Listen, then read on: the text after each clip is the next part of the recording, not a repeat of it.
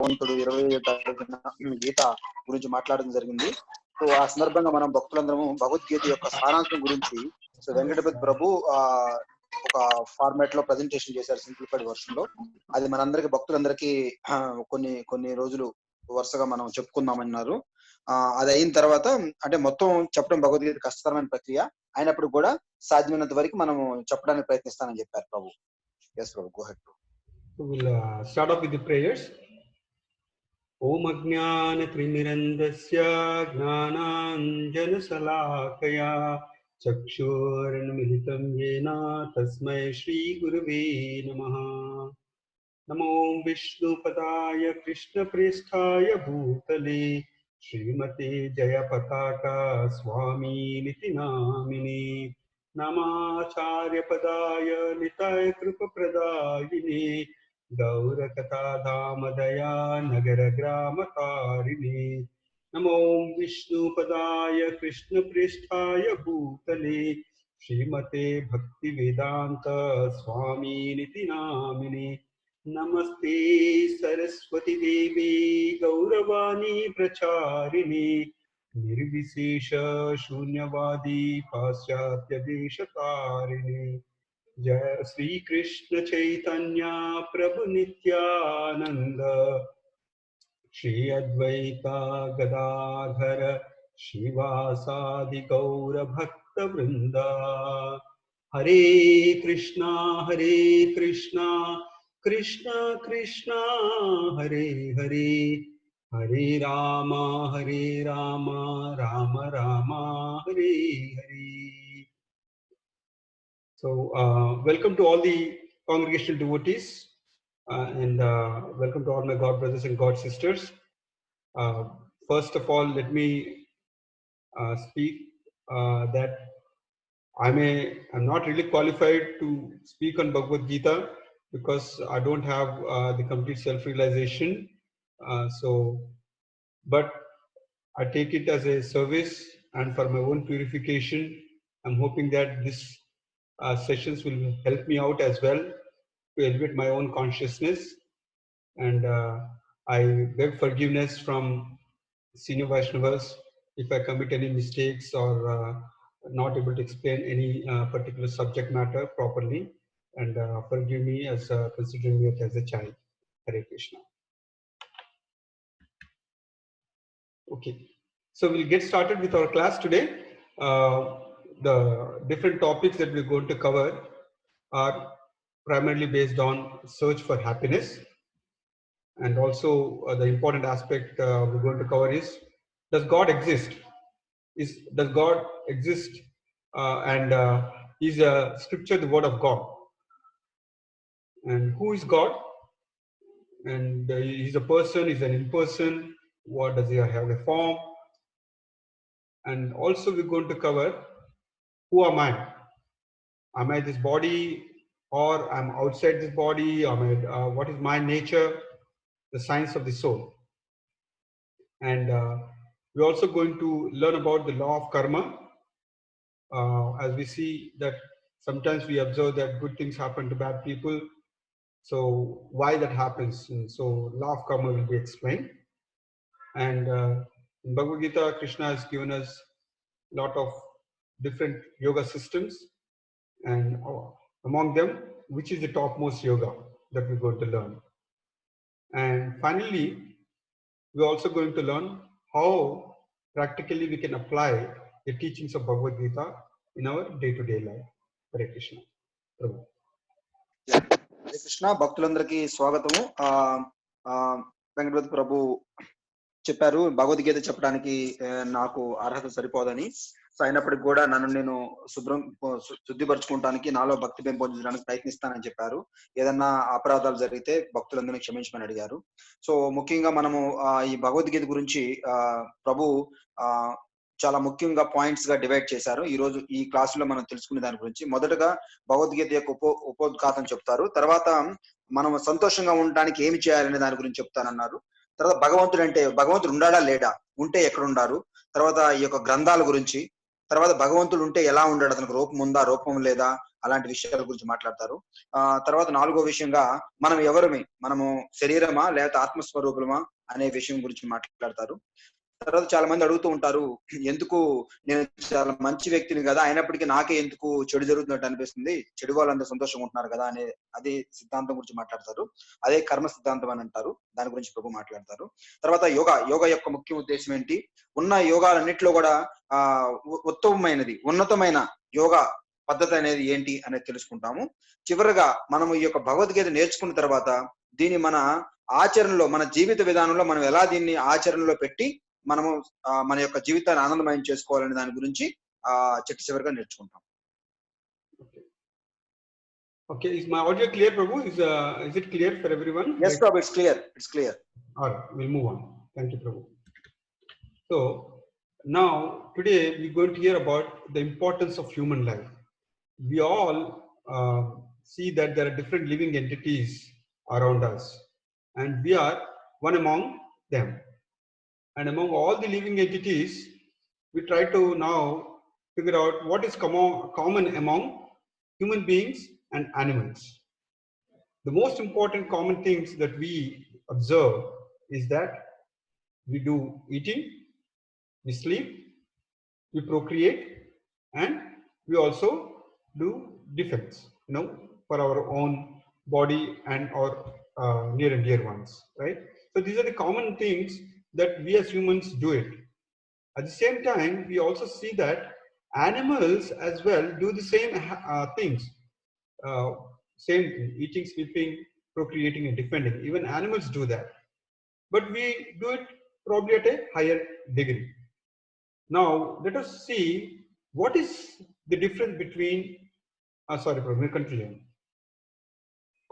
ముఖ్యంగా మనము మనిషికి అంటే మనుషులకి జంతువులకు ఉన్న తేడాల గురించి తెలుసుకుందాము. మనందరికీ సహజంగా ఉండేవి ఏంటంటే 4 రకాల విషయాలు మనుషులకి జంతువులకి సమానమైనవి. మనము ఆహారం తీసుకుంటాము బతకడానికి, నిద్రిస్తూ ఉంటాము. అట్లాగే మనము కూడా పిల్లల్ని, ఈ సంసారమైన దాంట్లో పిల్లల్ని కంటూ ఉంటాము. అట్లాగే మనకి ఏదైనా కష్టం వచ్చినప్పుడు, ఏదైనా సమస్య వచ్చినప్పుడు మనం ఎలా కాపాడుకోవాలో, రక్షించుకోవాలో చూస్తాము. ఈ 4 విషయాలు మిగిలిన జీవరాశుల్లో కూడా సహజంగా ఉన్నాయి. సో ఇప్పుడు మనం తెలుసుకుందాము, ఇవి సహజంగా ఉన్నవి కాకుండా, అందరికీ కామన్ గా ఉన్నవి కాకుండా వేరేగా ఏముందో మనం తెలుసుకుందాం. So these are the common things, and now let us try to see what God has gifted us in this human form. If we see and we introspect, Lord has given us higher intelligence, because we as human beings have the ability to do creation to some extent. Like we create so many intelligent technological based advancement that Lord has given us that intelligence, whereas animals cannot do inventions. And at the same time, we also have the ability to discriminate what is the right thing and what is the wrong thing. Okay? And the other most important thing is we have the ability to inquire or to reason why some things happen. For example, we all go through suffering in life. At some point of the time, if we are not, someone says I have not suffered, then it is actually lying, because the nature of this whole creation is that on this planet, everyone goes through some form of the suffering or the other. So we have the ability to inquire about what is the cause of suffering, and also we can actually inquire about what is my final destination. Am I just supposed to be like this for performing, eating, sleeping, mating, and defending? Is that the sole purpose of my life? Is there an end goal for my life? Hare Krishna. So మనము ఉన్న తేడాల గురించి తెలుసుకుందాం. ముఖ్యంగా 3 రకాల ముఖ్యమైన తేడాలు చెప్పారు ప్రభు. ఒకటి, మనకి భగవంతుడు ఉన్నతమైన జ్ఞానాన్ని ఇచ్చాడు, తెలివితేటలు ఇచ్చాడు అనమాట. సో దానివల్ల ఏమవుతుందంటే మనం కూడా ఒక రకంగా చిన్న చిన్న క్రియేషన్ లా కూడా చేయొచ్చు. అంటే ఇప్పుడు ఎలా మనము ఈ యొక్క సాంకేతిక పరిజ్ఞానాన్ని వాడుకొని ఇప్పుడు రోబోని తయారు చేశారు. అంటే మనిషి ఎలా ఉన్నాడు అలాగే రోబో తయారు చేశాం. ఈ విధంగా ప్రభు చెప్పారు, మన సాంకేతిక జ్ఞానంతో మనం కూడా కొంతవరకు మిగిలిన జీవరాశులా కాకుండా మనకంటూ ఒక ప్రత్యేకంగా మన తెలివితేటలతో ఒక సృష్టించవచ్చని చెప్పారు. అట్లాగే తేడా డిస్క్రిమినేషన్ అంటే మనము చేసే పనిలో ఏది మంచి, ఏది చెడు, ఏది చేయాలి, ఏది చేయకూడదనే యొక్క జ్ఞానము భగవంతుడు మనకిచ్చాడు. సో ఆ యొక్క తేడాని తెలుసుకునే శక్తినిచ్చాడు. తర్వాత మనము ఏంటి అంటే మనం ఏదైనా విషయాన్ని తెలుసుకోవాలి పూర్తిగా అనే ఒక జ్ఞానాన్ని కూడా భగవంతుడు మనకి ఇవ్వడం జరిగింది. అంటే ఇక్కడ మనం ఎందుకు నా యొక్క కష్టానికి కారణాలు ఏంటి అనే దాని గురించి కూడా మనము తెలుసుకోవచ్చు. ఉదాహరణకి చాలా మంది చెప్తూ ఉంటారు, నాకు జీవితంలో ఏమి కష్టాలు లేవని చెప్తూ ఉంటారు. అంటే ప్రభువు చెప్పారు, అలా చెప్పడం జరిగిందంటే వాళ్ళు నిజంగా అనుకోవాలి మనం, ఖచ్చితంగా వాళ్ళు అబద్ధాలు చెబుతున్నారని. ఎందుకనంటే ఈ యొక్క సృష్టి అంటే ఈ యొక్క స్వభావం, సహసిద్ధమైన స్వభావం ఏంటంటే ప్రతి జీవరాశి ఈ భూమి మీద ఉన్న వాళ్ళకి ఏదో విధంగా కష్టం ఉంటది. సో ఎందుకనంటే ఆ కష్టాలు జనరల్ గా మనకి తర్వాత ప్రభు చెప్పొచ్చులే, సహజంగా ప్రతి జీవరాశికి కష్టాలు ఉంటాయి అన్నమాట. ఇక్కడ మనం తెలుసుకున్నప్పుడు ఇంకో విషయం చెప్పారు, మన జీవితం యొక్క ఎందుకు నేను కష్టపడుతున్నాను, తర్వాత నా జీవితానికి ఏదైనా గమ్యం ఉందా, నేను ఎక్కడికైనా వెళ్ళాలా అనే విషయాన్ని కూడా మనము తెలుసుకోవచ్చు. సో సహజంగా ఈ 4 విషయాలు ఏవైతే అందరికీ సహజసిద్ధంగా ఒకే పరిణితులు ఉండయి, కానీ ఈ 3 విషయాలు జంతువులకి, మనిషికి స్వభావానికి వేరు చేసే విధానంగా ఈ విధంగా మనం ఆలోచించవచ్చు అన్నమాట. అయితే మనం అందరం చెప్పుకుంటూ we all think about problems of life, but most of the time our focus is on a very superficial platform. It could be a job problem, it could be something very trivial problems like drainage issue or something. These kind of things people focus on trying to solve the problems. But our scriptures tell us that we have to solve the real problems of life. So we need to know what are the real problems of life. And as per our scriptures, we actually have 4 real problems of life based on the fact that these problems are problems for all living entities. It is not just human beings, even for animals as well. So across all living entities, these are the problems. So we call it problems because it is not sure how we can overcome these problems. So we have to go deep into finding out how we can solve these problems. Other problems are problems for someone, but it may not be a problem to someone else. So birth, old age, disease, and death. These are, as per our scriptures, these are considered as the real problems of life. Hare Krishna. మనము సహజంగా మనం ఎప్పుడైనా అంటే మన కష్టాల గురించి మనం మాట్లాడుకున్నప్పుడు మనం ఏం ఆలోచిస్తామంటే ఏదైనా డబ్బు సమస్య కావచ్చు, ఉద్యోగ సమస్య కావచ్చు, లేకపోతే మనం ఉన్న కాలనీలో మన డ్రైనేజ్ సిస్టమ్ గురించి కావచ్చు, లేకపోతే ఇంకేదైనా సమస్యలు, రోడ్లు లేవను, ఏదైనా ప్రాబ్లం వచ్చిందంటే దీన్ని మనం ఎలా సాల్వ్ చేసుకోవాలను, ఈ విధంగా ఈ యొక్క మామూలుగా మనకు జనరల్ కనపడే యొక్క సమస్యల గురించి మనం మాట్లాడుకుంటూ ఉంటాం. కానీ మన యొక్క గ్రంథాల ప్రకారము సనాతన ధర్మం ప్రకారం ఏం చెప్తున్నారంటే మనకున్న నిజమైన కష్టాలు ఏంటి, అసలు ఏవి సమస్యలు ప్రతి మనిషికి. ఇందాక ప్రభు చెప్పారు కదా, కొంతమంది అందరూ సంతోషంగా ఉంటున్నారు అన్నారు కదా, వాళ్ళు సంతోషంగా ఉన్నా కూడా భౌతికంగా కూడా వాళ్ళకు కూడా ఈ 4 సమస్యలు ఉంటాయి. ఆ సమస్యలు ఏమిటంటే పుట్టటము, పుట్టటము, తర్వాత మనకి జబ్బులు రావటం అనేది, తర్వాత మనకు ముసలితనం వస్తుంది, అట్లాగే మృత్యువు కవలిస్తుంది. ఈ 4 విషయాలు మనందరికి నిజమైన కష్టం, యాక్చువల్గా నిజమైన సమస్యలు ఇవే. కానీ మనం ఏం ఆలోచిస్తుంటామంటే ఈ సమస్యలు ఉంటాయి కదా, దీని గురించి మనం పూర్తిగా వివరణ తెలుసుకోవడానికి మనం ప్రయత్నించము. కాబట్టి మనం ఏం తెలుసుకోవాలంటే ఈ 4 సమస్యల నుంచి మనం ఎలా బయటపడాలి అనే వివరణ గురించి ప్రభు చెప్తారు. అయితే not only these are the 4 problems of life, you also are always in miserable state of life, and these kind of miseries, the sufferings are caused at 3 levels. First one is by our own body and mind, because our mind, as we know that so many thoughts come, and because of that we can get into trouble, and it causes a lot of anxiety.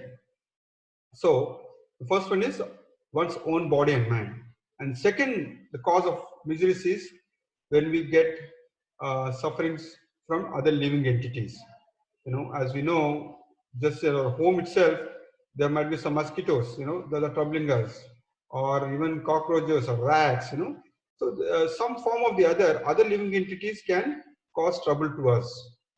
And apart from this, there's natural disturbances, like for example, tsunami, floods, So these are some of the other ways where our life will become havoc, and we go through very high level of sufferings from these three different categories. Hare Krishna. So మనకున్న 4 ముఖ్యమైన సమస్యల గురించి ఏంటి విషయాలని తెలుసుకున్నాము. అవి కాకుండానే ఆ 4 అనేది కాకుండా కూడా ఇంకా మరి మనకు కొన్ని 3 ముఖ్యమైన సమస్యలు ఉన్నాయి. ఎలా అంటే అవి ఒకటి మన శరీరం, అంటే మన శరీరం ద్వారా మనకొచ్చే సమస్య ఒకటేమో మన బుద్ధి ద్వారా. సో అయితే మనం ఏంటంటే శరీరం అంటే మన శరీరము ముసలితనం వచ్చినా, ఆరోగ్యం వచ్చినా, జబ్బులు వచ్చినా, ఏమొచ్చినా సరే మన శరీరం ద్వారా మనం బాధపడుతూ ఉంటాము. తర్వాత మన ఆలోచనలు ఏమవుతుంటాయి, మన ఆలోచనలు సరిగ్గా లేదనుకో మనం చేసే ప్రతి పనిలో మనలో ఆదుర్త మొదలవుతుంది. ఆ ఆదుర్త ద్వారా ఏమవుతుంది, మన ఆరోగ్యం దెబ్బతినటము, మనం మానసికంగా కూడా బాధపడటం జరుగుతుంది. ఈ విధంగా ఒక ప్రక్రియ ఉంది. ఇంకొకటి మనం కాకుండా మనకు అదర జీవరాశుల ద్వారా, అంటే ఉదాహరణకు మనం అనుకుంటూ ఉంటాం, ఇప్పుడు దోమల వల్ల మనకి దోమలు, ఈ పురుగుల వల్ల మనకి చాలా డిసీజ్ వచ్చింది, బ్యాక్టీరియా వచ్చింది అంటున్నారు కదా. సో ఈ విధంగా దోమల వలన అదర జీవరాశులు ఏవైతే మనకుంటాయో, మిగిలిన జంతువుల ద్వారా కావచ్చు, కుక్కలని ఇట్లా అదర జీవరాశుల వలన వీటన్నిటి వల్ల మనకు సమస్యలు ఉంటాయి అన్నమాట. ఇంకొకటి ముఖ్యంగా ఈ రెండింటి తర్వాత మనం పోలిస్తే ఒకటి మన చేతిలో లేనిది, కనీసం ఈ రెండింటినన్నా మనం కొంతవరకు ఆధీనంలో పెట్టుకోవచ్చు. కానీ మన చేతిలో లేనిది సహసిద్ధంగా వచ్చే వాతావరణం ద్వారా కలిగే మార్పులు, ఉదాహరణకి ఎక్కువ వర్షం కావచ్చు, లేదా తక్కువ వర్షం కావచ్చు, అతివృష్టి, అనావృష్టి, ఇలాంటి సమస్యలు చాలా ఉండయని మనము గ్రహించాలన్నమాట. ఈ 3 మనకు 4 సమస్యలు కాకుండా ఈ 3 కూడా ప్రతి జీవరాశికి ఉన్న సమస్యలు అన్నమాట. Okay. So now that we have heard about the real problems of life and the different levels of miseries that we as human beings go through. So as a human, we try to use our intelligence to solve some of the problems of life, and that could be through technological advancement. Like for example, we may talk about smartphone, right?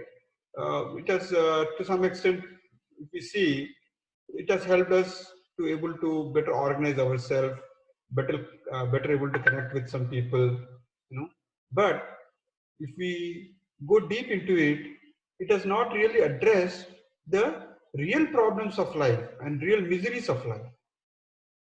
It looks like it is giving us some kind of a temporary relief, but it is not addressing the real problems of life. So any technological advancement on the material platform, they will not give any permanent solution. They are only, it's like a painkiller, it will not address the disease. For a period of time, it will give you some relief. So that's how our material advancement, and that's how our thinking ability as a human we are trying to do, is to temporarily address the issue. Not only that, sometimes as we observe more deeply, the so-called solutions we try to work on, those themselves become problems. Like as the same example, like smartphone we're talking about, right? That we feel that it has given good advantage in our life, but same time it has actually given problems as well. Now people and children, they got addicted to smartphone. We are also hearing that if someone is parents are trying to discipline their kids, they're actually committing suicides also, just because of grabbing away a smartphone from their kids' hands. And kids are so much getting attached to these smartphones, it is actually causing them vision problems, health issues. Hare Krishna. So మనము భౌతికంగా సాంకేతిక పరంగా పురోగతి చెందుతూ ఉన్నాము. కాబట్టి ఈ పురోగతి అనేది మన జీవితంలో మనం ఇంకా తెలుసుకున్నాం కదా, నిజమైన సమస్యలేమని. ఆ సమస్యల్ని పరిష్కరిస్తున్నాయా అనేది మన ప్రశ్న. సో ఇప్పుడు మనం తెలుసుకోవాలి, ఈ యొక్క సాంకేతికత ఏదైతే మనం అనుకుంటూ ఉన్నామో, మనం చాలా పురోగతి చెందాము. ఉదాహరణకు మనకి చాలా మంచి ఫెసిలిటీస్ ఉన్నాయని అనుకుంటున్నాం గదా! ఇవన్నీ మనకేమంటుందంటే, ఒక రకంగా ఒక తాత్కాలికమైన ఉపశమనాన్ని ఇస్తున్నాయి. ఓకే. మనకి ఆహ్, ఆహ్, తాత్కాలికమైన ఉపశమనం ఇస్తుంది గానీ, మనం పూర్తిగా మన సమస్యని పరిష్కరించే మార్గంలో ఎళ్ళటం లేదు. ఎందుకంటే మన సమస్య అనేవి ఇందాక 4 విషయాలు తెలుసుకున్నాం. జన్మ, మృత్యు, జర, వ్యాధి అనే 4 విషయాలు తెలుసుకున్నాం గదా! ఆ సమస్యను పరిష్కరించవు. ఇవి తాత్కాలికంగా మనకి ఒక ఉపశమనాన్ని మాత్రమే ఇస్తూ ఉంటాయి. ఉదాహరణకి ఇప్పుడు మనం అనుకుంటున్నాము, చాలా సమస్యలకు నేను ఎక్కువ పరిష్కారాన్ని కనుక్కుంటున్నాను అనే మనిషి చాలా సంతోషంగా ఉంటాడు. ఎందుకంటే నేను చాలా సమస్యలు పరిష్కరించాను. ఇంతకుముందు మనుషులు ఇలా ఉండేవాళ్ళు. దీనివల్ల నేను ఈ కార్లు గాని ఏదైనా కనుక్కోవడం ద్వారా సుఖాన్ని పొందాను అనుకుంటున్నారు. ప్రభు ఉదాహరణకు ఉదాహరణ చెప్పారు.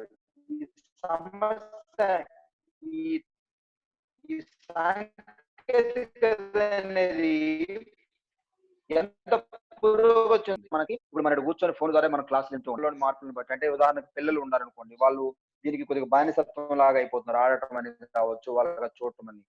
తల్లిదండ్రులు ఎప్పుడైతే మందలించి తప్పని చెప్పారనుకో, వాళ్ళు బాధపడతాము. లేని పక్షులు ఇందాక ప్రభువు చెప్పారు. కొంతమంది ఎక్స్‌ట్రీమ్‌గా కూడా ఎళ్లి కొద్దిగా టీనేజర్స్ వాళ్ళందరూ కూడా వాళ్ళు ఆత్మహత్య చేసుకోవటం అనేది ఇలాంటి ప్రక్రియలన్నీ జరుగుతూ ఉంటాయి.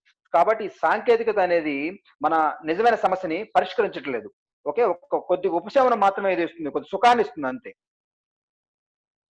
Hare Krishna.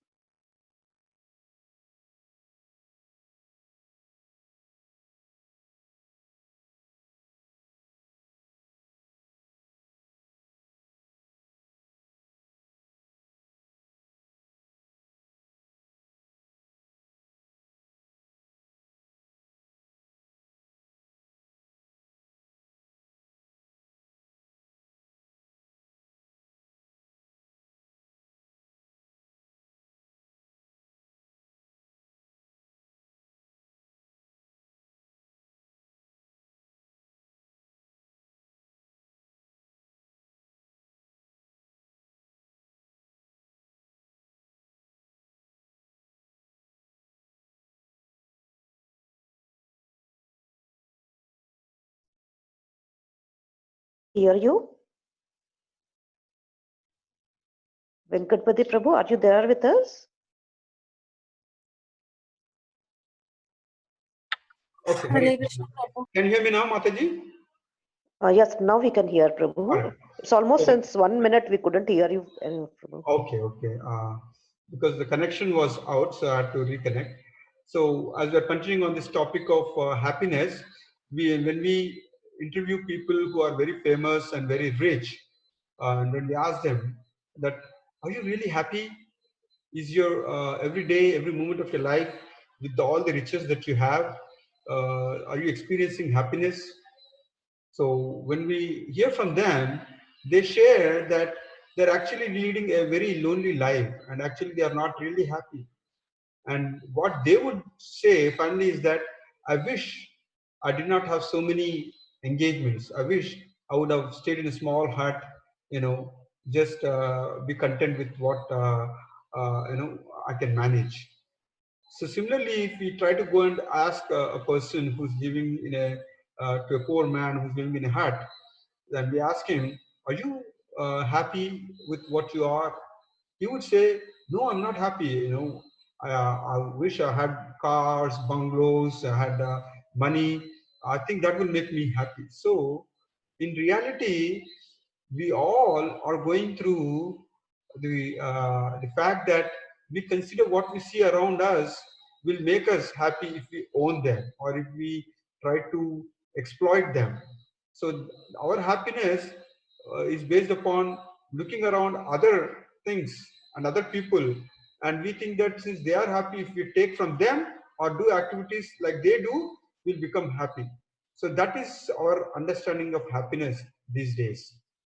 Hare Krishna. So మనము ఏదైతే మనం సంతోషంగా ఉంటుంది అనుకుంటున్నామో, ఏ కారణాల చేత మనం సంతోషంగా ఉంటాం అనుకుంటున్నామో, అవన్నీ యాక్చువల్ నిజంగా మనం సంతోషంగా ఉంచడానికి సహకరించట్లేదు. అది ఎలా అంటే ఉదాహరణకి మనం ఈ యొక్క ప్రపంచంలో చూస్తుంటే మనం చాలా మంది పేరు ప్రతిష్టలు ఉన్న వ్యక్తులు కావచ్చు, బాగా ధనవంతులు కావచ్చు, ఉద్యోగ రీత్యా కావచ్చు, వాళ్ళ తెలివితేటలతో వాళ్ళు ఒక ఒక అగ్రమైన స్థానానికి పొంది ఉంటారు కదా, వాళ్ళందరినీ మనం చూసి మనం అనుకుంటాము వాళ్ళలాగా ఉంటే మనం సంతోషంగా ఉంటాము అనే ఒక కంపారిజన్ మొదలవుతుంది. కానీ మనం చాలా మందిని అడిగి తెలుసుకున్నప్పుడు ఏమని చెప్తున్నారంటే వాళ్ళందరూ పెద్ద పెద్ద వాళ్ళు, నాకు ఈ ఒంటరితనం ఇంత నేను ఆస్తి, ఇంత అంతస్తు, ఐశ్వర్యం అన్నీ ఉన్నప్పటికి కూడా నాకెలా అనిపిస్తుందంటే నాకు నాలో ఒంటరితనం అనేది ఉంది. అంటే ఎప్పుడు వాళ్ళు పరిగెత్తుతూ ఉంటారు. వాళ్ళు 24 గంటలు అంటే చెప్తారు కొంతమంది పెద్దవాళ్ళు. వాళ్ళు 18 గంటలు పనిచేశారు, 16 గంటలు పనిచేశారు అంటే ప్రభు చెప్పారు. వాళ్ళ యొక్క ఎంగేజ్‌మెంట్స్ అంటే వాళ్ళ పని విధానం ఎలా ఉండిద్దంటే, సో ప్రతి నిమిషం చాలా ముఖ్యమైన విధంగా ఉంటది. అంటే ఈ నిమిషం పోతే ఇన్ని లక్షలు పోయినాయి అనే ఒక విధంగా ఉంటారు. దాంట్లో ఏమవుతుంది వాళ్ళు ఒక యంత్రంలా పనిచేస్తున్నారు. సో ఒంటరితనం అనేది పెరుగుతుంది. సో ఇప్పుడు మనం ముఖ్యంగా తెలుసుకోవాల్సిన విషయం ఏమిటంటే ఇక్కడ మనం ఈ యొక్క ఈ వ్యక్తిని చూసి ఇలా ఉంటే ఆనందంగా ఉంటాము, అలా ఉంటే ఆనందంగా ఉంటాం అనుకోవటమే అదే మన యొక్క దురదృష్టకరమైన విషయం. ఆ యొక్క మనస్తత్వం ఏది ఉందో దాని నుంచి మనం ముందు బయటికి రావాలన్నమాట. సో ఇక్కడ ఆ ముఖ్యంగా ఒక విషయాన్ని మనం గమనించాలి. ఒకటేమో మనం వేరే వ్యక్తులతో ఇది చేస్తే వాళ్ళు ఆనందంగా ఉన్నారు కాబట్టి మనం కూడా అది చేయాలి అనే ఒక భావం నుంచి బయటికి రావటము. తర్వాతనేమో ఇవన్నీ ఉన్నా కూడా కొంతమంది పైకి సంతోషంగా కనపడతారు. కానీ వాళ్ళు నిజంగా సంతోషంగా ఉన్నప్పటికి కూడా, అంటే భౌతికంగా ఒక సంతోషంగా ఉన్నప్పటికి కూడా వాళ్ళు తర్వాత వాళ్ళు చేసిన యొక్క కర్మ ప్రక్రియ వల్ల, ఇందాక మనం చెప్పుకున్నది కర్మ ప్రక్రియ వల్ల కూడా వాళ్ళకి దుఃఖం అనేది తర్వాత కలగడానికి అవకాశం ఉంది. So, if we actually go deep into understanding our feeling of happiness, our happiness is more on the platform of sense gratification.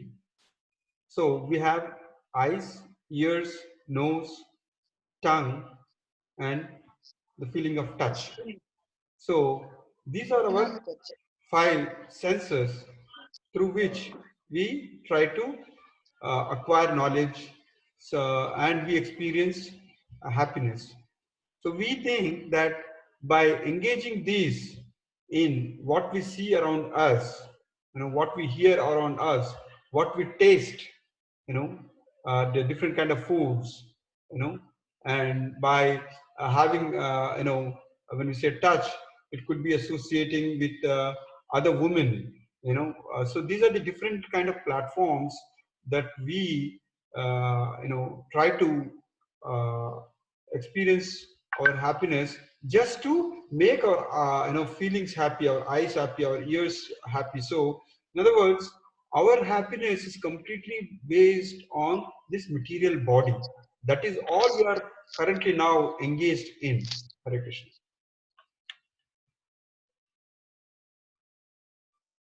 So మనము ఏదైతే ఈ యొక్క ఇంద్రియాల ద్వారా ఆనందం పొందుతున్నాము అని అనుకుంటున్నామో, ఈ ఇంద్రియాల ద్వారా పొందేది నిజమైన ఆనందం కాదు అని మనం అర్థం చేసుకోవాలి. సో ఎందుకనంటే ఉదాహరణకి ఇక్కడ మన పంచేంద్రియాలు ముఖ్యంగా ఉండేది. ఆ 5 ఇంద్రియాల ద్వారా మనం సహజంగా ఆనందాన్ని పొందడానికి ప్రయత్నిస్తుంటాం. అంటే కళ్ళ ద్వారా కావచ్చు. సో అట్లాగే మన చెవుల ద్వారా వింటూ ఉంటాము. ముక్కు ద్వారా మంచి వాసన చూడాలనే కోరిక, నాలుగు ద్వారా రుచి చేయాలని, ఈ విధంగా ముట్టుకోవడం ద్వారా అంటే మనకు ఒక రకమైన ఆనందం, ఒక శారీరక ఆనందం కలుగుతుంది. సో ఇక్కడ మనకి ప్రభు చెప్పారు ఇందాక ముట్టుకునే విధానం గురించి చెప్పారు. అంటే మనం భౌతికంగా ఆలోచిస్తే మనుషులుగా కావచ్చు, ఒక ఆపోజిట్ అంటే సాంగత్యంలో ఉన్నప్పుడు మనకు ఆనందం కలుగుతుందనే భావన ఉండవచ్చు. ప్రభు ఇచ్చిన 4 ఉదాహరణలు ఇచ్చారు. ప్రభు ఇక్కడ మెయిన్ గా 5 ఉదాహరణలు చెప్పుకుంటూ వచ్చారు. అట్లాగే ఈర్స్ అని చూసినప్పుడు కళ్ళకి ఆనందం కలిగినప్పుడు ఈ యొక్క లేడీ డీర్ అనేది వెళ్ళి అక్కడ వెళ్ళి కష్టాల్లో పడుతుందంట. అట్లాగే ఈ ఉదాహరణకు చేప గురించి చెప్పారు. ఒక ఉదాహరణ చెప్పుకుంటే చేప ఏంటంటే దానికి ఏదైనా చిన్న వేరే చేపను పెట్టినప్పుడు ఏంటంటే నాలుక యొక్క రుచి గురించి వెళ్ళి దాన్ని పట్టుకుంటుంది, ఆ ఉప్పుకు తగిలి ఆ యొక్క కష్టాలు పడుతుంది. ఈ విధంగా మనం ఒక్కొక్క ఉదాహరణ తీసుకుంటే ఒక్కొక్క విధంగా మనము ఆ కష్టాన్ని కలిగి ఉంటాం అన్నమాట ఇంద్రియాల ద్వారా. So now that we have heard about the different problems of life and different miseries that we are engulfed with, and we also try to see that we are not happy in this world, we are not really experiencing the real happiness. Okay? So because of that, we are now engaged in activities that will give us temporary happiness. So now we need to question ourselves that I'm seeking happiness, but I'm not getting complete, true and eternal happiness. So what is that I need to do as a human being? So the thought process should begin, or in other words, we should try to understand what is the goal of this human life? I've got this great intelligence. So what is my final destination? So we should try to now inquire about permanent solution to real problems of life. We need to do the inquiry. How can I solve these problems? Is there a way to solve these problems? And all these kind of different miseries that we face in life from other living entities or from natural disturbances, from mind and body. What is that I need to do so that I can get permanent relief? In other words, we are actually looking for eternal life with full of bliss, peace and happiness. That is our real goal of human life. So we need to inquire about what is the actual cause of these problems? Why these problems are arising? What is the source of these problems?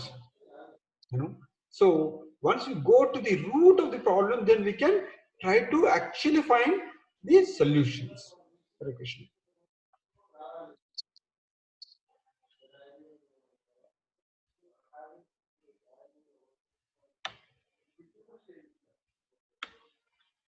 So ఇక్కడ మనము తెలుసుకోవాల్సిన విషయం ఏంటంటే ఇప్పుడు దాకా మనము సమస్యలు మనకున్న ఇంద్రియాల ద్వారా పొందే యొక్క అనుభూతుల్ని పరిష్కారాలు ఏమైనా ఉన్నాయో అవన్నీ తెలుసుకుంటానికి ప్రయత్నించాము.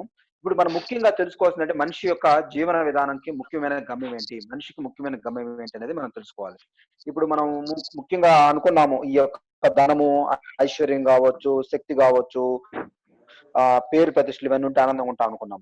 కానీ తర్వాత తెలుసుకున్నాము అవన్నీ ఉన్నా కూడా మనలో ఆనందంగా ఉండదు, నిజమైన ఆనందం లేదని అనుకున్నాం. ఇప్పుడు కాబట్టి మనం ఏం తెలుసుకోవాలి, మనకున్న సమస్యలు ఏంటి? ముందు ముఖ్యమైన 4 సమస్యలు తెలుసుకున్నాము.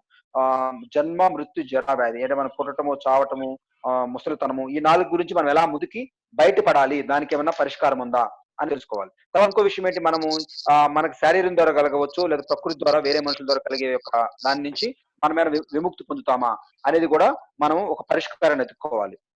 సో ఈ పరిష్కారం ఎప్పుడైతే మనం ఎత్తుకున్నామో ఎత్తుకోవడా ప్రయత్నించామో మనకి ఏమవుతుందంటే మనకి చక్కగా శాంతి, ఆనందము అనేది శాశ్వతంగా ఉంటుంది. అంటే తాత్కాలికంగా కాకుండా శాశ్వత ఆనందానికి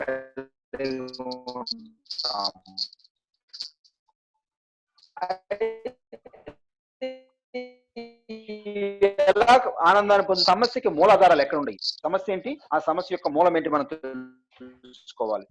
సో ఈ యొక్క సమస్యలన్నిటికీ మూలం ఏంటి అనేది మనం ముందుకు వెళ్ళినప్పుడు మనం ఇంకా నెక్స్ట్ స్లైడ్ లో ఉండొచ్చు. Hare Krishna. Hare Krishna. So now that we, as a human being, we are now trying to inquire about what is the root cause of all these problems. So now the next section is we try to search for happiness, right? That's what we try to learn. Where we can get real happiness, what is that we need to do for real happiness, or not only that, what is the root cause of our suffering so that I can get real happiness. Now we continue on to the next subject is, we are living in India, especially here in this country. Most of us, in some form or the other, we pray to God. Is it because of fear? Because of desire to get more happiness through material things. So in some form or the other, we all reach out to a higher being or a higher energy. So in that sense, we are God conscious to some extent. But there are people, and especially in this day and age, who actually don't even believe in God. So now let's just try to understand that, is there really a God? Is there someone out there, who is seeing all of us, who is trying to take care of us? So that is the question that we need to ask ourselves. Without knowing the root cause of everything, then we cannot address or get a solution. So now let us try to also question or try to understand what are these Shastras? Are these scriptures or Shastras, are they actually word of God? They're actually given by God Himself. So those are the two things that we will further explore. Hare Krishna.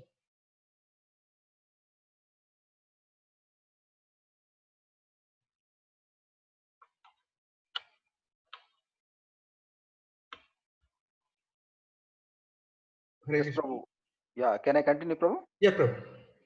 Yes. Okay. So మనం ఇక్కడ ప్రభు తర్వాత మనం ఇందాక కొన్ని సమస్యల గురించి తెలుసుకున్నాము. ఆ తర్వాత మనం చిన్నగా సమస్య పరిష్కారానికి ఏం చేయాలనే దాని గురించి ఇప్పుడు ఈ స్లైడ్ లో మొదలు పెట్టబోతున్నాం. అంటే భగవంతుడు ఉండాడా అనేది ఒకటి ప్రశ్న. తర్వాత ఏదైతే మన గ్రంథాలని చెప్పుకుంటున్నామో ఆ గ్రంథాలు భగవంతుడి ద్వారా వచ్చినవి అంటే అతని యొక్క పదాల అంటే భగవంతుడు పలికాడా అనేది 2 ప్రశ్నలు ముఖ్యమైనవి. దీంట్లో మనకి మొదటిది భగవంతుడు ఉన్నాడా అన్న దానికి ప్రభు చెప్పుకుంటూ వచ్చారు. మనందరం సహజంగా ఈ భరత వర్షంలో అంటే భరత భూమి మీద జన్మం తీసుకోవడం ద్వారా ప్రతి ఒక్కళ్ళకి దేవుడు ఉండాడనేది ఒక కొంత నమ్మకం ఉంటది. అయితే దాంట్లో ముఖ్యంగా కొన్ని కారణాలు ఉండొచ్చు భారతదేశంలో. అంటే కొంతమంది భయంతో అయినా భగవంతుడిని అంటే ఒక మనకన్నా భగవంతుడు అంటే కొంతమంది చెప్పొచ్చు ఒక రూపం ఉందనో రూపం లేదనో నాకన్నా ఒక శక్తివంతమైన వ్యక్తనో సో ఏదో ఒక శక్తి ఉంది కాబట్టి ఆ శక్తిని పూజించడం ద్వారా ఆ శక్తిని దగ్గర చేయడం ద్వారా మనకు కొంత లాభం ఉంటది అనే ఉదాహరణ చెప్పారు. అంటే ఉదాహరణ భయం ద్వారా కావచ్చు, మనకి ఏదైనా కోరికలు ఉండో ఏదైనా ఆశలు ఉండో లేదా కొంతమంది నిజంగా భక్తితో అయినా సరే భగవంతుడి గురించి తెలుసుకోవాలని ప్రయత్నిస్తూ ఉంటారు. తర్వాత మనం చేసే ప్రతి పని ఎవరన్నా చేసే విధానాన్ని పరిశీలిస్తున్నాడు అనే ఒక భావన కూడా మనలో సహజంగా ఉంటది. అయితే మనము ఈ యొక్క మనకి ఇంతకు ముందు సమస్య గురించి తెలుసుకున్నాము. ఆ సమస్యలు నిజంగా మన పూర్తిగా సమస్య కాకుండా ఉండాలంటే ఏం చేయాలంటే దానికి మనకు ఒక పరిష్కారం కావాలి. ఆ పరిష్కారం మనకు ఎలా దొరుకుతుంది అంటే దేవుడి ద్వారా దొరుకుతుందా? తర్వాత మనం అట్లాగే ఈ యొక్క గ్రంథాల గురించి చెప్పుకుంటూ ఉన్నాము. ఈ గ్రంథాలు భగవంతుడి ద్వారా వచ్చిన గ్రంథాలు దీని ద్వారా మనకి ఏదైనా పరిష్కారం దొరుకుతుందా అనేది తెలుసుకోబోతున్నాం. Okay. So now let us try to go a little bit deep into the proof of existence of God. Prabhu, is my audio clear? Okay. Okay Prabhu. I think భక్తులు ఎవరో మ్యూట్ లో లేకుండా ఉన్నారు. దయచేసి మ్యూట్ లో ఉండండి except మాట్లాడే వాళ్ళు తప్పించి. Yes Prabhu. We request everyone to be on mute except myself and Damodar Dalapati Prabhu. Okay. Hare Krishna. So now let's try to go deep into the proof of existence of God. So if we actually look around us in nature, for every earth there is a fulfillment. In other words, we feel thirsty, so we have a source of fulfilling that thirst by drinking water. We feel hungry, right? That is another urge that we have, and that is fulfilled by the nature. We have varieties of food available for us to fulfill our hunger. At the same time, we also have urge to procreate, so in nature has given us to fulfill that need as well. So as we see, this creation that we see around us is actually able to fulfill all our needs. So we should never think that this creation or this nature that we see around us is lacking something. What is really required, what is really needed for us to live in this nature, all the requirements are actually provided in this nature. So that is one proof of existence of a source or energy that is fulfilling our necessities and our needs. That's one proof of God. Second proof, creation implies. I'll complete this proof first one. Yes.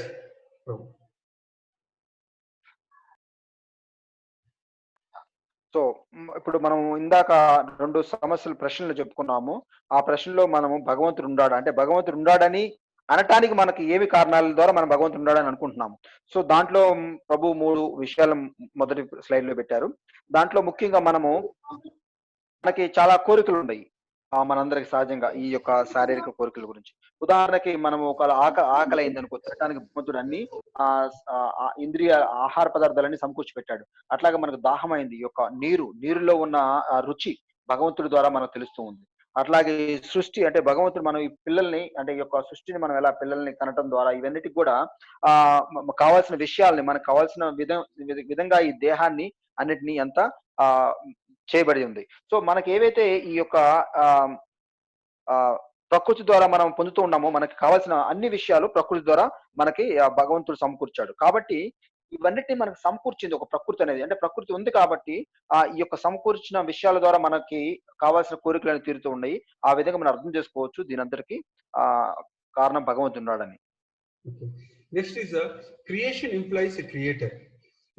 If we actually see in this world, even as a human being, if we say that we have created, let's say, a TV, or we have created a refrigerator, right? So if we now tell to someone that all of a sudden this has come and there's no creator for it, is it possible to believe? So for everything that we see around us, there is a particular person or energy behind it. So in other words, for every creation that we see around us, there is a creator. So if we talk about this fulfillment of nature, for our own sustenance, then there should be a energy or a source or a creator who is actually providing us all these ingredients for us to sustain. So this is another proof of existence of God, that all this fulfillment that we see in our nature are actually being supplied by particular source or particular person. Hare Krishna. So ఇక్కడ మనం ఇందాక తెలుసుకున్నాం మనకి కొన్ని మనం ఆనందంగా ఉండటానికి ప్రకృతి ద్వారా మనం కొన్ని విషయాలు పొందాం. ప్రకృతి ద్వారా చాలా విషయాలు మనకు దొరుకుతున్నాయి అనుకున్నాము. ఉదాహరణకు ఆహారం కావచ్చు, దాహం తీర్చడానికి కావచ్చు, సృష్టి అనేది మనం చేయడానికి గాని. సో ఇవన్నీ మనం అనుకున్నాం కదా. కానీ ఈ యొక్క ప్రకృతి అనేది ఎలా వచ్చింది? ఏమీ లేకుండా అయితే లేదు కదా. దాని వెనకాల ఎవరో ఒక మూల పురుషుడు ఉన్నాడు కదా. అంటే ఒక వ్యక్తి, ఒక శక్తి కావచ్చు, అది తయారు చేయడానికి మూలాధారం అయింది కదా. అది మనం తెలుసుకోవాలి. ఆ మూలాధారం యొక్క పేరే భగవంతుడు అని అనుకోవాలి. ఉదాహరణకు మనం చెప్తున్నాం ప్రభు చెప్పాడు ఎగ్జాంపుల్, ఒక టీవీ కావచ్చు, మనము చూసే టీవీ కావచ్చు, లేకపోతే ఈ రిఫ్రిజిరేషన్ ఇవన్నీ ఏవైతే ఉన్నాయో ఇవి మనం అన్ని వాడుకుంటున్నాం, బాగానే ఉంది. కానీ ఇవి ఎలా మనం వాడగలుగుతున్నాము? దీన్ని ఎవరో తయారు చేస్తేనే కదా. తయారు చేయకుండా ఈ సృష్టిలో ఏది దానంతట తానేది ఏమీ రాలేదు కదా. అది ఒకటి. ఈవెన్ మనం టీవీ ఇవన్నీ చేసాం అనుకున్నప్పుడు కూడా మనమే దీనికి సృష్టికర్త అనుకున్నప్పుడు దానికి కావాల్సిన ఇంద్రియాలు ఏవైతే ఉన్నాయో ముడిసరుకు అది ఎక్కడి నుంచి వస్తుంది? అది కూడా ప్రకృతి నుంచి వస్తుంది కదా. సో ఆ ప్రకృతికి మూలాధారం ఎవరు? సో ఈ విధంగా మనం ఆలోచిస్తూ పోతే ఉంటే ఈ సృష్టిలో మనకి ఖచ్చితంగా దొరుకుతుంది. ఈ సృష్టికి ఒక మూలాధారం ఉంది. ఏమీ లేకుండా ఏది రాలేదు. మనం ఏదైతే ఆనందాన్ని పొందడానికి అనుకున్నాం ఇందాక ఇంద్రియాల గురించి అన్ని రకాల విషయాలు ఏది జరిగినా సరే దానికి ఒక మూలాధారం ఉంది. కాబట్టి భగవంతుడు అనేవాడు, అంటే భగవంతుడు అన్నపైన కొంతమంది దీనికి కంపల్సరీ ఖచ్చితంగా మనకన్నా ఒక శక్తివంతమైన ఒక వ్యక్తి, ఒక శక్తి ఉందని మనం ఖచ్చితంగా భావించాలి. అదే ఆ మూలాధారమే భగవంతుడు. Okay. Now the third most important thing for the proof of existence of God. Laws imply a lawmaker. See, we as human beings, for us to administrate ourselves like a country, or a state, we have state laws, we have traffic laws, right? So for us to have a peaceful life, we have created laws, or in other words, the laws are being made by the lawmaker. In other words, a government, or for our example, we can talk about, could be a chief minister or a prime minister who is head of that. So in other words, all the laws that we experience to conduct our normal everyday life, there are lawmakers, we call as MLAs and all of these, right? So there is a person behind these laws. Similarly, even this whole nature is governed by laws. So we have to understand that we should not try to exploit or think that there are no laws governing this nature and we could live life like the way we want. We should understand the laws of nature as well. So we should also understand that this whole creation that we see around is actually, there is a lawmaker. Without a lawmaker, how can we think that these huge, gigantic planets are floating in the air very systematically? They are floating in the air. There should be some laws who's governing them, and there is a lawmaker who has designed those laws so that they can have these huge balls of planets floating in this open sky. Hare Krishna. So ఇక్కడ మనకి నియమ నిబంధనలు చెప్పారు, నియమాలు. So ఆ నియమాలు మనం అనుకున్నప్పుడు ఆ ప్రకృతి నియమాలు కావచ్చు, ఏ నియమాలు ఉన్నప్పటికీ దానికి ఒక మూలాధారం ఉండాలి. అంటే ఆ నియమాలను తయారు చేసే ఒక వ్యక్తి ఉంటాడు కదా. ఉదాహరణకి ప్రభు చెప్పారు, మన యొక్క రాష్ట్రం యొక్క నియమాలు కావచ్చు, లేకపోతే కేంద్ర ప్రభుత్వం యొక్క నియమాలు కావచ్చు, వీటన్నిటిని ఒక నియమాలు తయారు చేసే ఒక వ్యక్తి ఉంటాడు. ఆయన తయారు చేస్తాడు, ఇది మనం ఈ విధంగా పాటించాలని. దాన్ని ఎవరైతే అధిగమిస్తారో అది లా నుంచి, ఆ నియమాల నుంచి మనం ఉల్లంఘించినట్లు అవుతుంది. సో ఇక్కడ మనం ఒకటి తెలుసుకోవాలి, ఈ విధంగా మన చిన్న విషయాలకే ఒక అధిపతి ఉండి నియమ నిబంధనలు తయారు చేసినప్పుడు ఈ సమస్య సృష్టి, అంటే ఈ ప్రకృతిని నడవటానికి ఎవరో ఒక అధిపతి ఉండాలి కదా, ఇది ఎలా నడవాలి, ఏం చేయాలని. ఉదాహరణకి చాలా గోళాలు మనకి కంటి ముందు కనపడుతూ ఉంటాయి. ఆకాశంలో ఏమి సపోర్ట్ లేకుండా నక్షత్రాలు కావచ్చు, ఇవన్నీ చక్కగా దేని స్థానంలో అవి ఉండి దాని యొక్క పనులు చేస్తూ ఉంటాయి. సో దానికి మూలాధారం ఎవరు? ఈ యొక్క నియమ నిబంధనలు నడవటానికి. కాబట్టి ఒక అధిపతి ఎవరో దీన్ని కంట్రోల్ చేస్తూ ఉంటారు, ఎలా నడవాలనేది. సో అది మనం గ్రహించి దీని అన్నిటికీ ఒక అధిపతి ఉన్నాడు కాబట్టి అతనే ఆ భగవంతుడు ఉండాడు, అంటే ఒక సృష్టికర్త, ఒక దీని నియమాల్ని పద్ధతి ప్రకారం నడిచే విధంగా నడిపిస్తున్నాడు అని మనం తెలుసుకోవాలి. ఆ వ్యక్తే భగవంతుడు అనేది ఈ యొక్క 3 విషయాల్లో మనం ప్రాముఖ్యంగా తెలుసుకోవచ్చు. So now that we have listened to the proof of existence of God, now we also want to actually have a clarity on what is God, who is God. We all as we were talking about in this India, especially in India, we have some belief in God, but we don't have complete clarity on what is God, who is God, what is the definition of God. So that's very important. If we don't have a proper definition, understanding of God, then each of us can have our own imagination of source of God. So by that way, we actually will create our own God, and we will never able to attain happiness.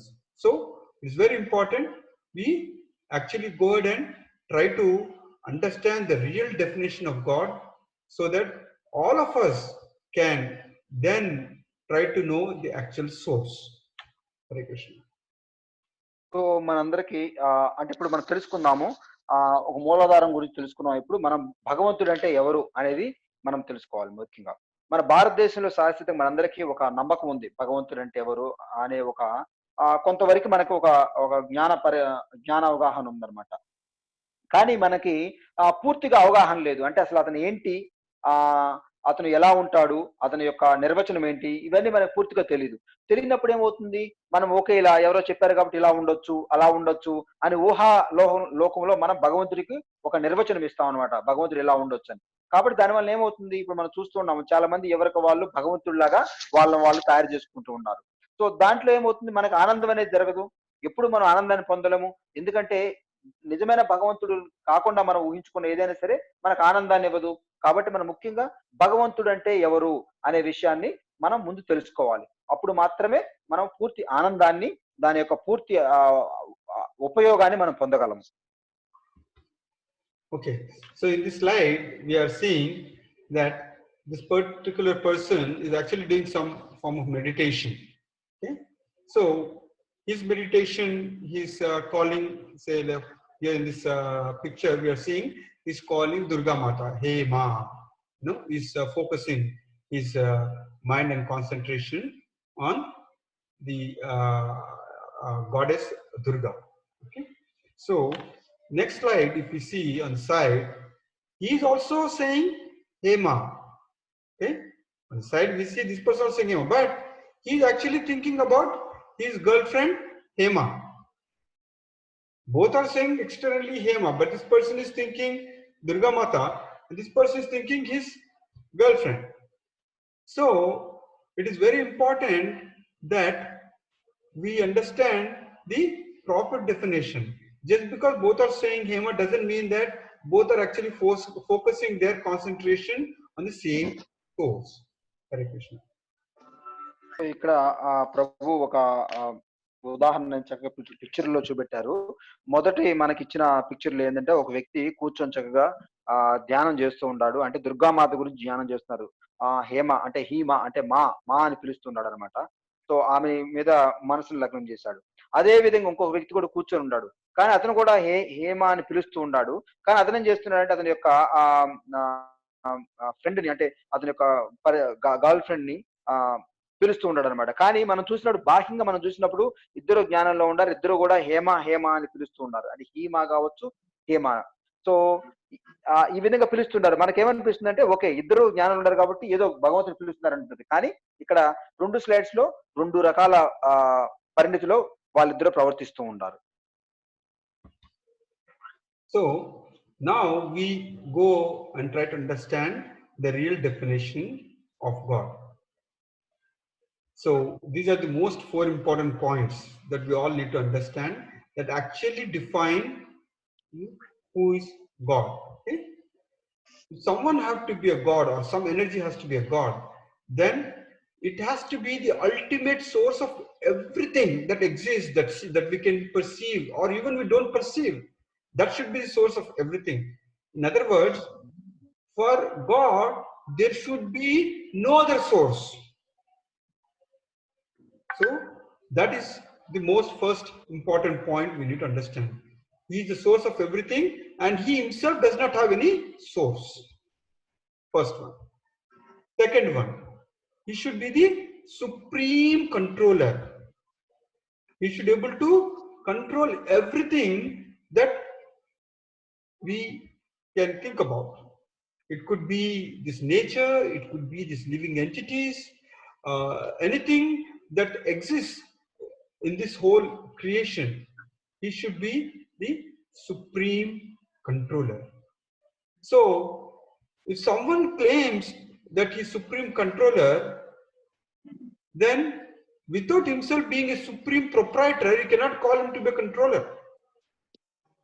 Because if you are supposed to be the creator of it, then you can control it, right?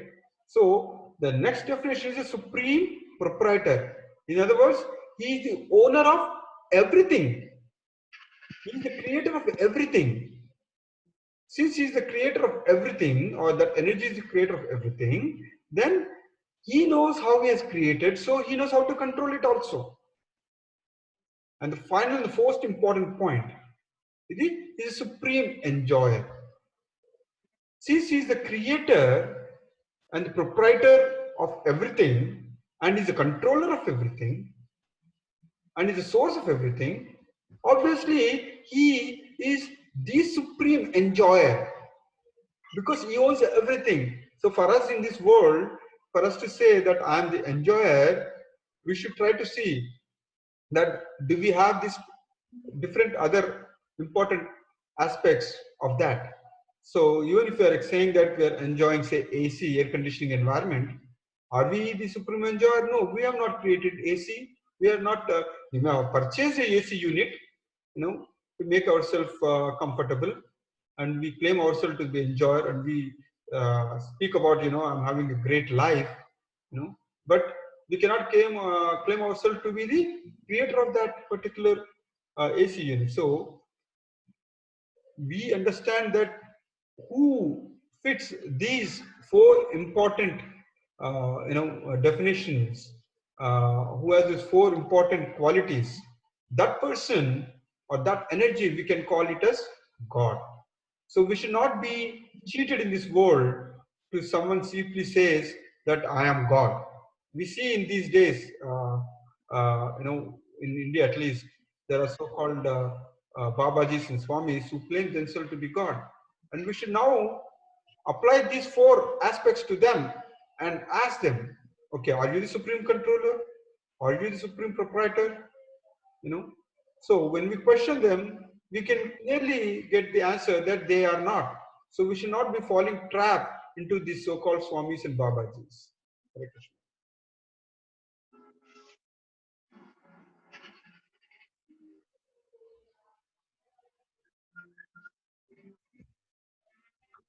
Hare Krishna. So మనము భగవంతుడు అంటే నిర్వచనం గురించి మనం తెలుసుకుంటానికి ముఖ్యంగా మనం 4 విషయాలు మనము ఇక్కడ గ్రహించాలి. ఒకటేమో ఈ యొక్క ఏదైతే ఈ యొక్క సృష్టి అంటే మనం చూస్తున్నాం ప్రకృతి అని అనుకుంటున్నాం కదా, ఇప్పుడు దాకానే చెప్పుకుంటూ వచ్చాం. సో దీని అంతటికి మూలాధారం ఎవరు? సో అనేది అంటే మనం చూడగలిగింది, మనం చూడలేంది, మనము అనుభవించగలిగింది, అనుభవించలేదు, ఏదైనా సరే దీని అన్నిటికీ కూడా ఒక మూలాధారం ఉంది. అతనే ఆ వ్యక్తి భగవంతుడు. అంటే పూర్తిగా ఈ సృష్టిలో ఉన్న అంతటికి ఇక అతనే మూలాధారం అయి ఉన్నాడు. కానీ అతనికి ఏది మూలాధారం కాదు, అతని నుంచి అంతా మొదలైంది కాబట్టి అతనే మూలాధారం అయి ఉన్నాడు అనే ఒక విషయాన్ని మనం గ్రహించాలి.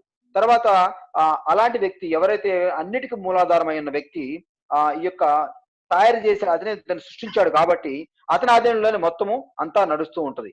సో అతను దీన్ని ఏది ఎప్పుడు ఎలా జరగాలో నియమించే వ్యక్తి అతనే, దానిని ఆచరణలో పెట్టే వ్యక్తి కూడా అతనే ఉండాలి. అలాంటి వ్యక్తి మాత్రమే కంట్రోలర్ గా అంటే అధిపతిగా కంట్రోలర్ గా మనం చెప్పుకోవచ్చు. సో ఇంకొక విషయం ఏమిటంటే అతన్ని ఎవరు ఆధీనంలో తీసుకోలేరు, అతని ఆధీనంలో అందరూ పనిచేస్తారు. అలాంటి వ్యక్తినే మనము అధిపతి అని అంటాము. ఇలాంటి అధిపతి అంతా అన్నిటికీ మూలాధారమైన వ్యక్తి సహజంగానే దానికి ఓనర్ అవుతాడు. అంటే అతనే దాన్ని సృష్టించబడ్డాడు కాబట్టి ఏదైనా కావచ్చు అతని ఆధీనంలో నడుస్తూ ఉంటది. అది మొత్తం అతనికి చెందింది అయి ఉంటుంది అనమాట, వేరే వ్యక్తికి ఏమీ కలిగి ఉండదు. ఇలాంటి వ్యక్తి సహజంగా ఈ 3 అతని ఆధీనంలో ఉండే కాబట్టి ఖచ్చితంగా అతను ఏం చేస్తాడు, సుఖాన్ని అంటే ఏదైతే మనం ఆనందం కలుగుతుంది అనుకుంటున్నామో ఆనందం అతనే అధిపతి అయి ఉంటాడు. ఉదాహరణకు మనం ఒక ఏసీ కొనుక్కొని మనం ఆనందాన్ని పొందడానికి ప్రయత్నించినప్పుడు మనం దాన్ని సృష్టించలేదు, కానీ మనం దాని కొత్త ఆనందాన్ని కొత్త వాడికి మాత్రమే పొందగలం. కానీ దాన్ని సృష్టించిన మూలకర్త ఎవరున్నారో దాని మీద అతనికి ఆధీనం ఉంటుంది, ఆనందం పొందే విషయాలు కూడా అతను కలిగి ఉంటారు. ఈ యొక్క 4 విషయాలు మనకి ఒకదానికి జోడించబడి ఉండేవి అనమాట.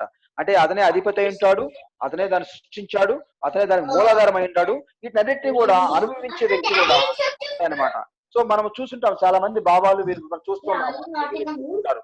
అలాంటి వ్యక్తి మూలాధారమైనప్పుడు అతనికి ఏమి కష్టం ఉండకూడదు కదా, అతను ఎప్పుడు ఆనందంగా ఉండాలి కదా, అతనికి శక్తి ఉందా, మొత్తం ఆస్తి అతని దగ్గరే ఉందా, సమస్తంలో ఉన్న సృష్టి మొత్తం ఆస్తి అతని దగ్గర ఉందా, అతనే అన్నిటికీ ఆధీనంలో ఉండయ్యా, అంటే అతను చెప్పినప్పుడే వర్షం రావాలి, అతను చెప్పినప్పుడు ఆగిపోవాలి, ఇలా అన్ని ఆధారంలో ఉండయ్యా, అవన్నీ మనము ప్రశ్నించాలి. ఎవరన్నా నేను దేవుడు అని చెప్పి అన్నాడండి. ఈ 4 విషయాలు. Yes Prabhu. So these are the most important aspects that we need to understand to someone. Hare Krishna, please be on mute. Hare Krishna, humble request, please everyone be on mute. Hare Krishna, thank you. So these are 4 important aspects that we need to understand so that we can claim someone to be a god and so that we don't get cheated. Okay? So now let us try to go more deep into how we can acquire this knowledge. Now that we have heard about the definition of God, now we try to see, okay, I have these senses, okay, because through senses only we have the ability to gain knowledge. So is that the only way of acquiring knowledge, or what are the different ways of acquiring knowledge? So here we see there are primarily we see as 2 aspects. One is sense perception, pratyaksha praman. Another is through inference, is anuman praman. Okay? These are the 2 categories of how we can acquire knowledge. We'll try to go a little deep in the next slide.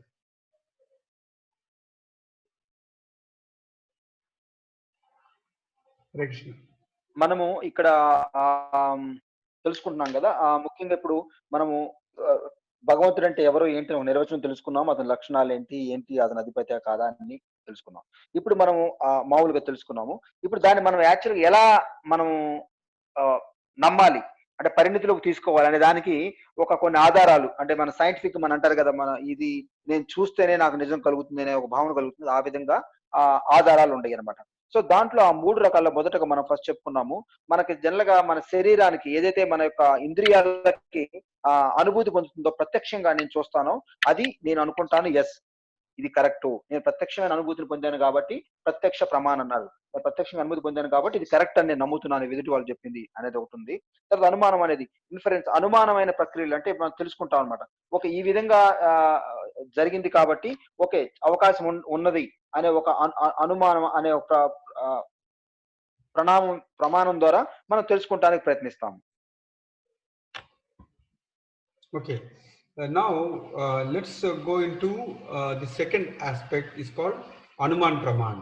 This slide, if we see that there are 6 gentlemen who are caught hold of an elephant actually, but all of them are actually blind people, you know. So each of them have, you know, caught hold of this elephant different parts, and now they are trying to understand what is that they are actually perceiving it. What is that they are able to understand from what they are touching. So if you see some examples, some person is actually, we see who's sleeping on the back of the elephant, he is thinking that it is like a wall. Okay. So his perception is that, oh, okay, this is a wall. And someone who is holding the tail, he is thinking that, oh yes, this whole thing is just a rope. And someone who's holding the leg, he is thinking, okay, this is just like a big pillar. So this whole thing is a pillar. You know? So similarly, we see that whoever is holding different parts, they have their own perception. But in reality, no one really have a complete understanding, because they're only able to touch a part of it and they are trying to infer what this is complete. So we have to understand that this Anuman Praman way of acquiring knowledge will not give us complete knowledge. Hare Krishna. Sorry. ఏదైతే మనం ఈ అనుమాన ప్రమాణంలో మనం తెలుసుకోవడానికి ప్రయత్నిస్తున్నామో, అది మనకి పూర్తి జ్ఞానాన్ని ఇవ్వదు. సో ఉదాహరణకి ఈ యొక్క పిక్చర్‌లో మనం చూస్తున్నట్లయితే ఒక ఏనుగు ఉన్నది. దానికి ఒక 6 మనుషులు అంటే వాళ్ళు జనరల్‌గా గుడ్డివాళ్ళనమాట. వాళ్ళు ఏం చెప్తున్నారు ఈ యొక్క ఏనుగు యొక్క నిర్వచనం గురించి తెలుసుకోవడానికి ప్రయత్నిస్తూ ఉండారనమాట ఇక్కడ. సో ఒకళ్ళు చెప్తూ ఉండారు. ఎవరైతే దాని కాళ్ళను పట్టుకున్నారో ఆయన చెప్పాడు, "ఓహ్! ఏనుగంటే ఓకే. ఇలా పిల్లర్ లాగా ఉందా?" అనే ఒక భావన అయితే అతనికి కలిగిన అనుభూతి ఆ విధంగా ఉంది. ఒకతను అలాగే దాని యొక్క తోకను పట్టుకొని ఓకే. ఇది ఈ విధంగా దారం లాగా ఉంది. సో ఇదేనేమో. సో ఈ విధంగా ఒక్కొక్క వ్యక్తి ఒక్కొక్క ప్రామాణికం ద్వారా అతని యొక్క అనుభూతి ద్వారా దాన్ని తెలుసుకుంటానికి ప్రయత్నిస్తుంటారు. కానీ ఆ ప్రక్రియలో మనం పూర్తిగా నిజాన్ని మనం తెలుసుకోలేము అనే విషయాన్ని మనం గ్రహించాలి. కాబట్టి ఏదైనా మనం తెలుసుకున్నప్పుడు అంటే ఇక్కడ 6 బ్లైండ్ 6 గుడ్డి వాళ్ళు కలిసి నిర్ణయించేది ఏ విషయమైనా అది గుడ్డితనంగానే ఉంటది. ఎందుకంటే 6 ఎవరూ చూడలేదు. దాని యొక్క పరిస్థితి ఏంటనేది. కాబట్టి వాళ్ళు ఇచ్చే నిర్వచనము అది ఎంతవరకి ఖచ్చితం అయి ఉంటది అనే విషయాన్ని మనం గ్రహించాలి ఇక్కడ. Okay, so now we heard about Anuman Praman. Let us also go a little bit deep into the Pratyaksha Praman. You know, because as we are talking about, what we think is that seeing is believing. You know, what we see is reality. You know? So if we go a little bit deep into this Pratyaksha Praman, our eyes, if we try to think that, okay, what I see is what I believe is the reality. But our eyes have a limitation on how far we can see. You know, for example, we see a mountain from say half a kilometer away. We can only see like a kind of a rock, big rock. But if we kind of have the ability to go a little bit more closer, you know, then we can actually start seeing, you know, there are trees on that mountain. And actually, if you go a little bit more closer, we can actually see there are other living entities on that mountain.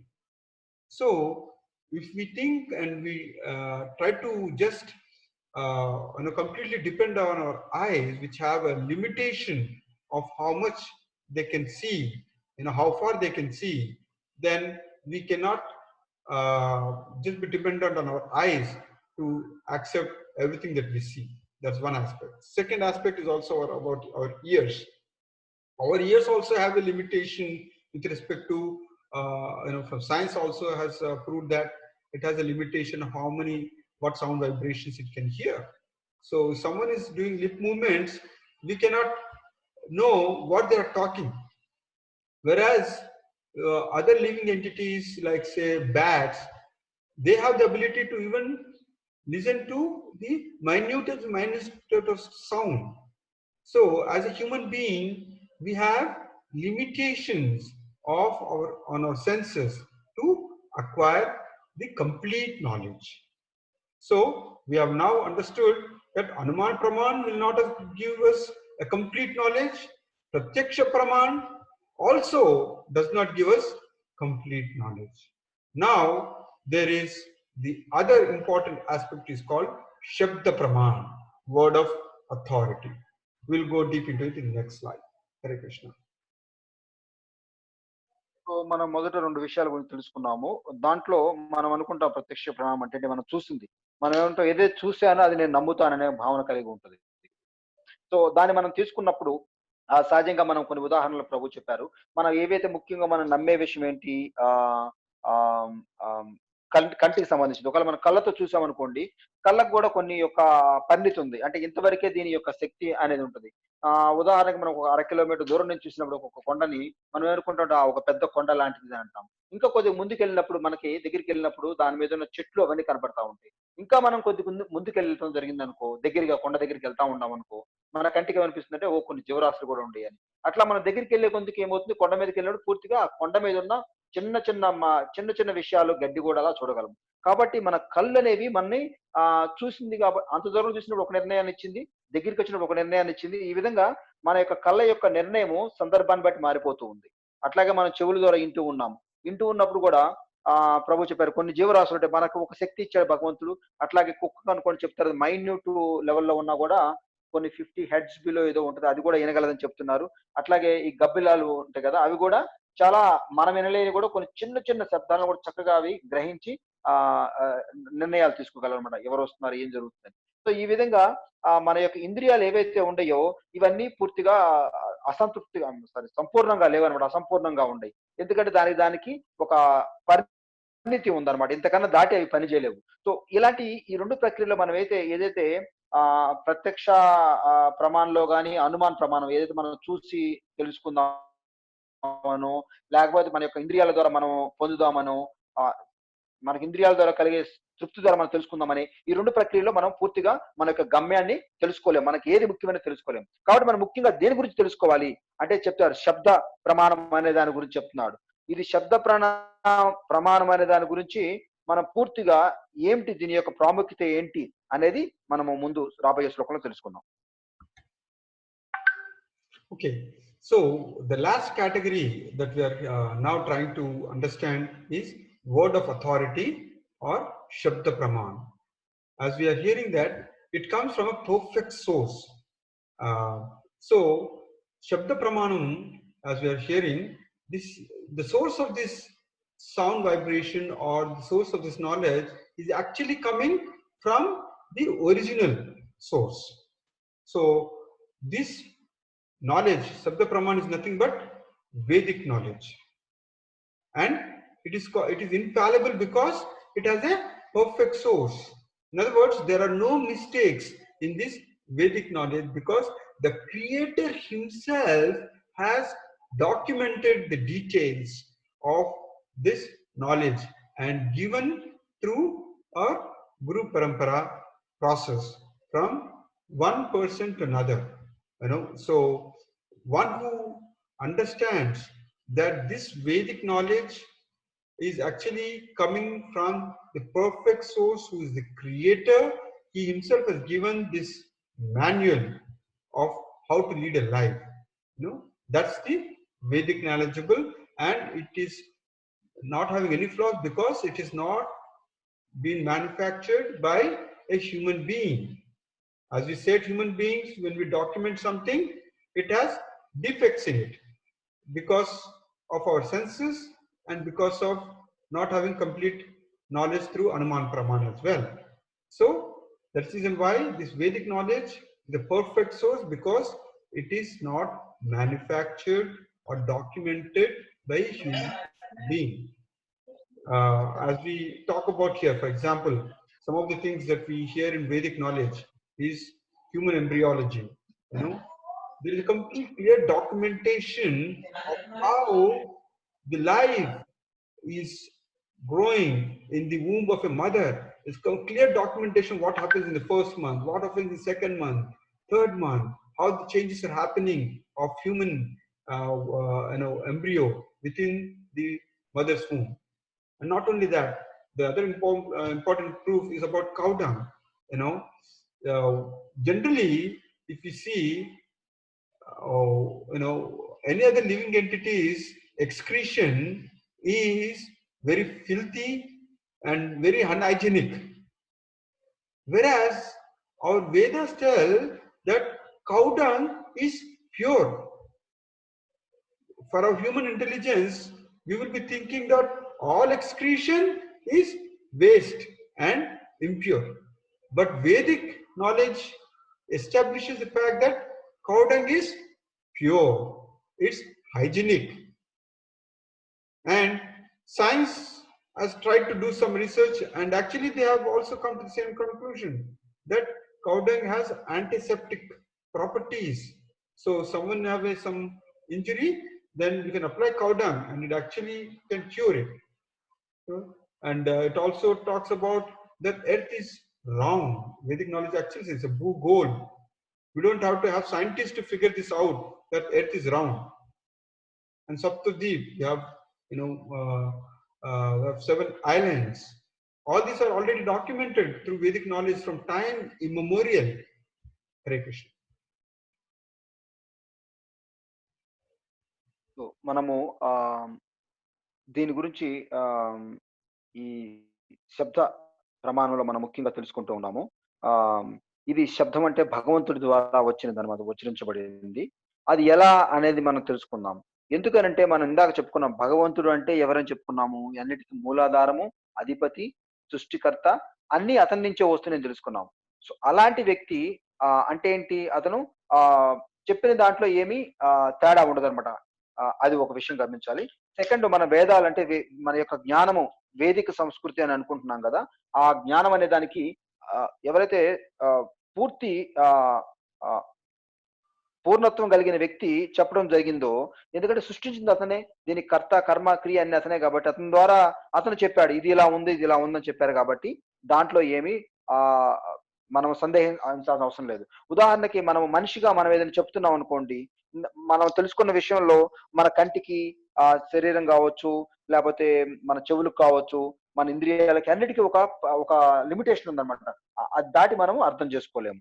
So ఇలాంటి defects అంటే లక్షణాలు, అవలక్షణాలు కలిగిన వ్యక్తులు చెప్పింది కాదు.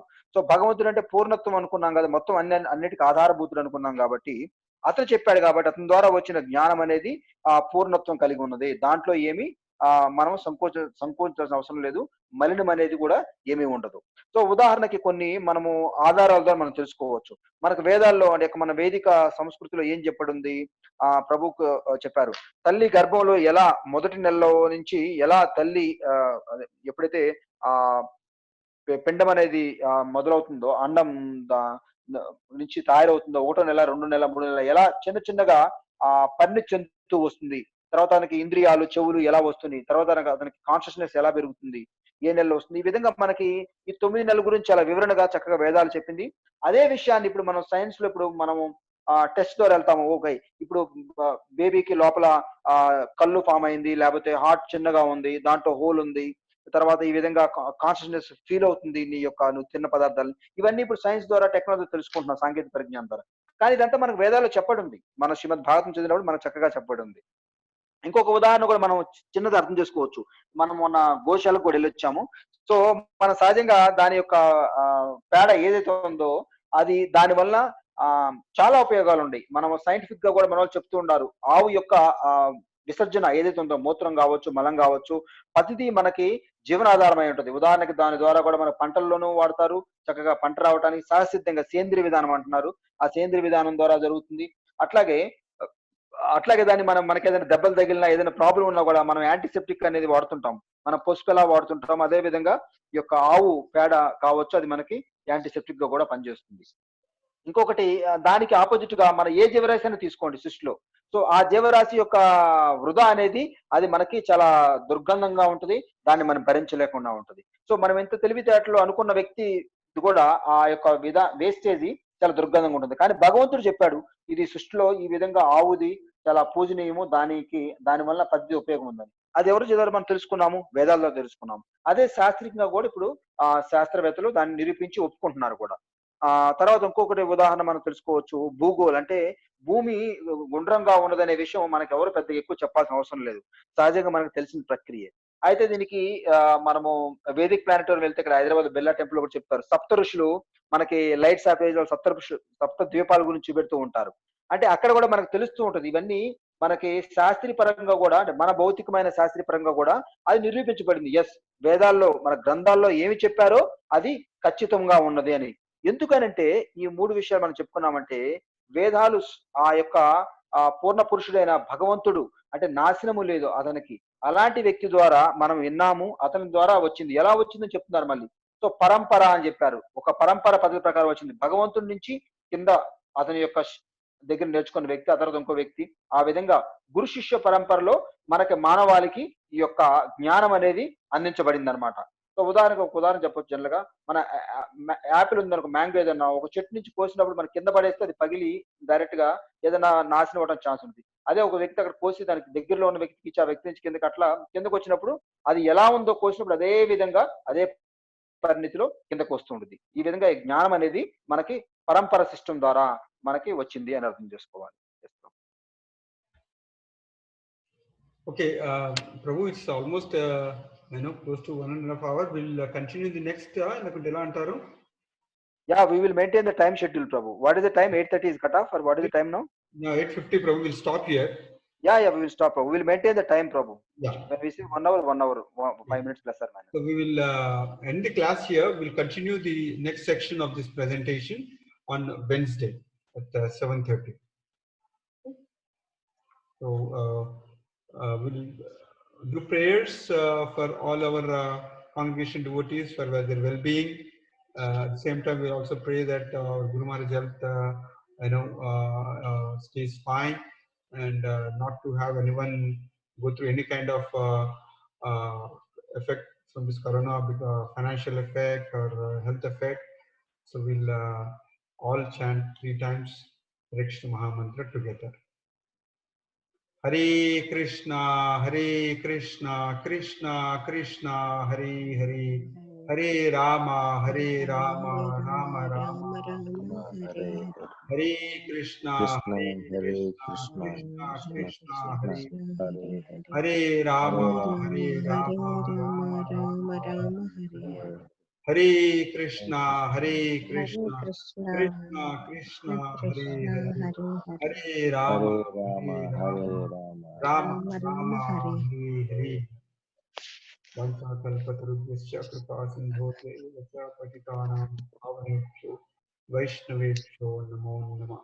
Anantakoti Vaishnavakta Vrinda ki jai, Srila Prabhupada ki jai, Guru Maharaj ki jai. Hare Krishna. So we'll take up question and answers at the end of this whole class, Prabhu. So that we can have at one time. Hare Krishna. Yes, Prabhu. Hare Krishna. Thank you, Prabhu. Wonderful presentation, Prabhu. Very simplified version. Very nice presentation.